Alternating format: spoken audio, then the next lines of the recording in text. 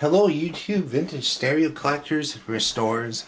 If you hear a little bit of a beeping in the background, it's not the stereo, it's a perlator truck outside. Got the fresh ground coffee in the happy mug.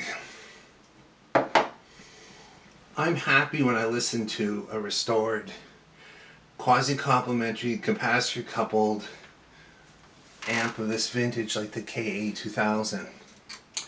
And these are kind of neat. These have, anybody that I've either sold one to or has owned one, they like the warm sound. It's a tube-like sound. It's gutsier sounding than its size. In fact, if you look at this thing engineering-wise, and somebody pointed this out in the comments on one video. Let's bring it around this way. I'm actually just running it to warm it up and burn it in a bit. I set the bias roughly about 2 hours ago. I used to set the bias and check it like every 20 minutes and watch the meters. What I do now is let it run a couple hours, maybe a morning, and then recheck it. These pots don't drift that much that I put in. But anyway, there's the output transistors. The original Sanken 2SD91s, they're NPN transistors. And there's very little heatsink here. It's basically the chassis. There is an aluminum subplate that they're sitting on that thickens it up a bit. That's not even really a heatsink, it's just the chassis. And this makes about 14 watts per channel. But here's the interesting thing about these. Let's say that's a wrong in design, okay? It's been running for 2 hours. These are still cool to the touch. The bias is sitting around 12 millivolts. Maybe just a tiny bit above room temperature. I could get a heat gun and check it. But I have one of these downstairs I'm listening to in my main system. It's unit number 35. This is unit 36. That's how many I've restored of this model since 2005 when I got a digital camera and started taking pictures of every one. So these are very popular. They're still can be found at reasonable prices, and they're nice to restore and even nicer to listen to. Okay, another wrong. It's not a very big transformer, is it? Not very big at all. The filter caps, the main cap was a 50 volt 2200. I boosted it to a 3300. The second cap in the power supply is a 1000 microfarad. And then if you go underneath,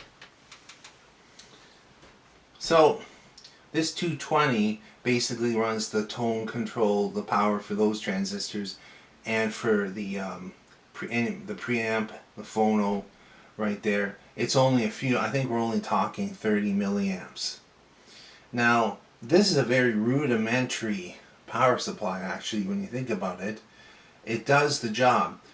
It has a lot of sag though, okay? That's something you hear musicians talk about, you know? I love that Fender Tweed because this, I don't know if you've ever seen Joe Bonamassa, the blues guy, talk about his guitars and amps, and he talks about sag in one of his videos. He likes an amp that has a lot of sag. That's where it's an unregulated power supply, and when you push a note through and the amp turns on and does its job, the main power supply rail goes down and then bounces back up.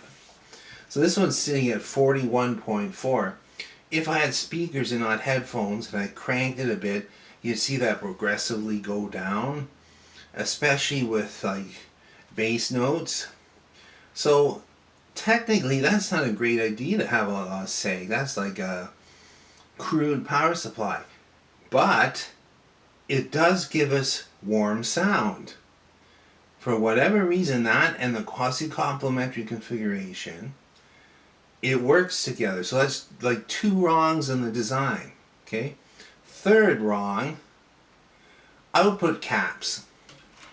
So these are between basically these 2 output transistors. It's coupled through this There's a little Zobel network with another cap and resistor which matches the speaker impedance of 8 ohms. That's what keeps the DC from coming through and smoking your speaker. And it had 1,000 microfarad caps in it. And I use these Illinois capacitor ones because they're the same size and they're axial. I haven't used them in one of these before. This is a 1000 that was in it. I bumped it to a 1500. And this is one of these weird rules that probably theoretically is wrong, but it works. The two coupling caps should equal your first filter cap in this design.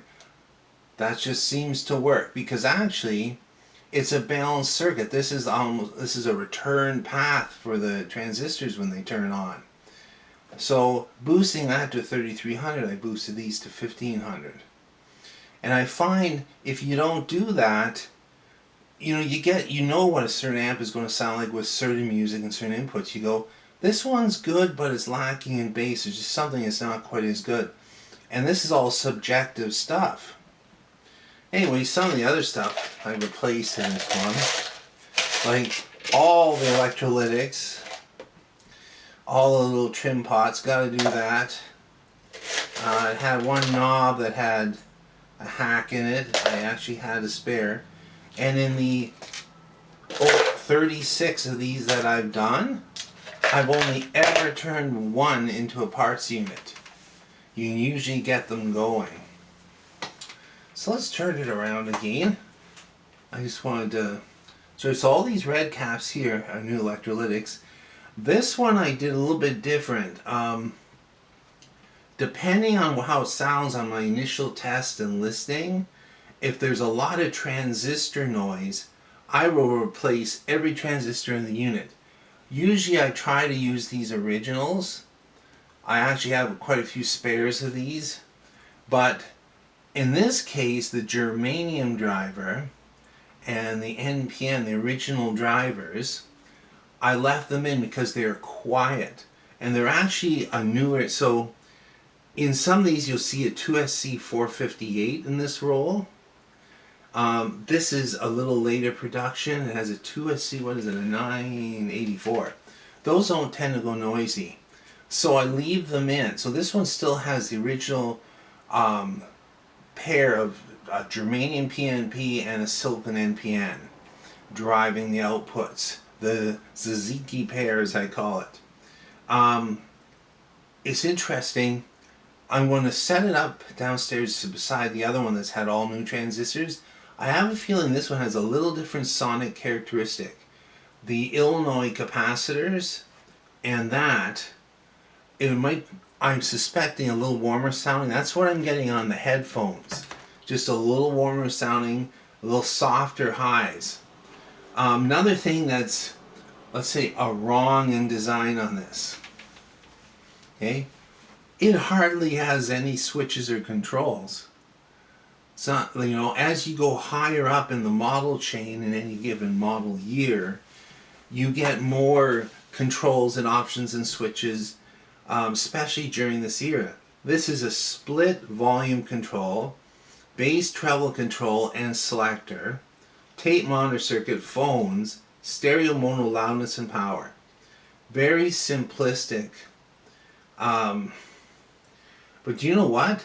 It's actually a good idea. It's actually fewer parts in this. You can actually see the signal path from the selector switch right through, and then you can trace them to where it comes to this driver board. And less switches, less resistors, less capacitors is better sound in my opinion. But these are kind of a fun amp to work on. Last thing I'm going to say about this is I've never, how I put it, in this class of amplifier, I've never grown tired of listening to them. So I have like a Pioneer SA500. It's a very similar design. That's one of my favorites.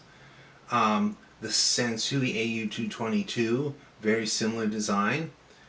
I actually, when I got my first one of these, and I'm talking quite a few years ago, I had a newer Onkyo. Let's call it the Big Honkin' Onkyo. I don't remember what model it was, but it was 110 watts, blah, blah, blah, blah. And I had rebuilt my first one of these, and I put it in my main stereo because I kind of like the way it sounded when I was just working it on the bench. And I listened to a variety of stuff that afternoon. And I'm going, how can this be? It has nice sound. There's just something about the sound on this, and loud. This sounded with its 14 watts per channel as loud as the Onkyo's 110 per channel.